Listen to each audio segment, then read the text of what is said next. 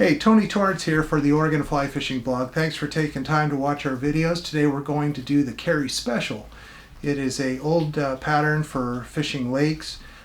Very simple, but still very, very effective. I hope you enjoy the video. Tony Torrence here. Today we're going to shoot an old fly called the Carey Special. Here we have one already tied up in olive, and you can do them in brown as well. Even tie them in a variegated chenille.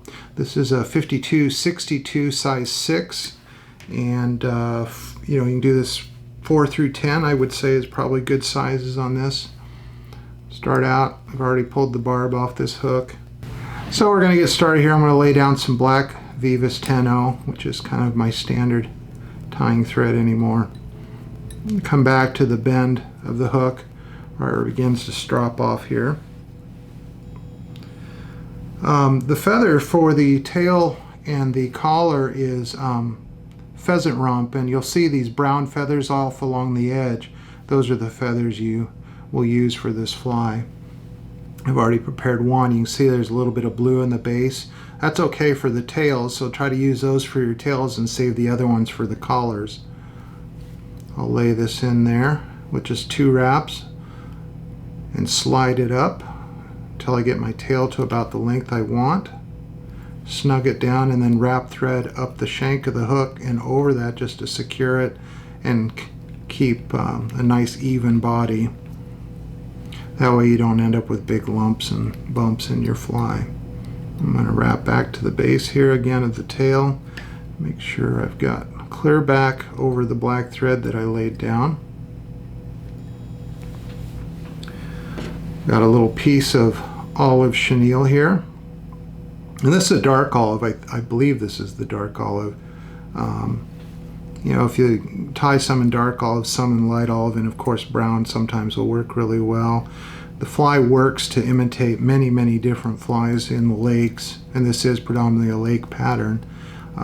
Dragonflies, even damsels, they say it imitates, so it's a fat damsel.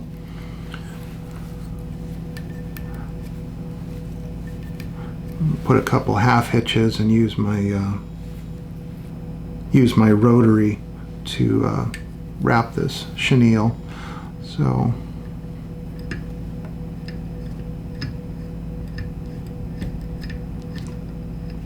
I found that doing bodies like this, the rotary has really become a nice thing to have, or not only to have but to use, because you get a very even body.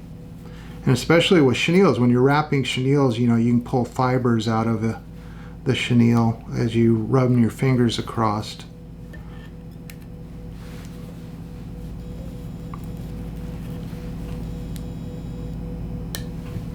Okay. So next I have a already prepped feather, pheasant rump feather. This is again the brown ones. I'm going to strip these fibers, not strip them, but splay them back, and tie this in by the tip. And you don't even, if you get it down about like that, and then I'm going to lay this so it cups down over the back of the fly. I'll show you that once I get it in there. It's cupping over the hook. And then just take those little fibers and pull them back, and that way you've got it really secured, and you don't have to trim those off. I'm going to use my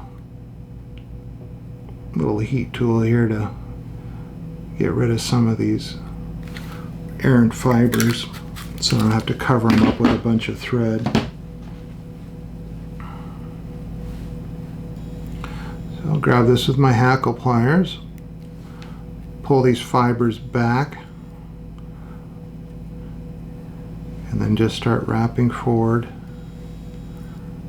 making sure that I keep those fibers laying back all the way until I get it all wrapped up there. Tie off that, and then I'm going to come back over those wraps a little bit just to get those fibers to cut back and lay over the fly. Trim off the tag. Put a little whip finish on here. Get this one fiber out of the way.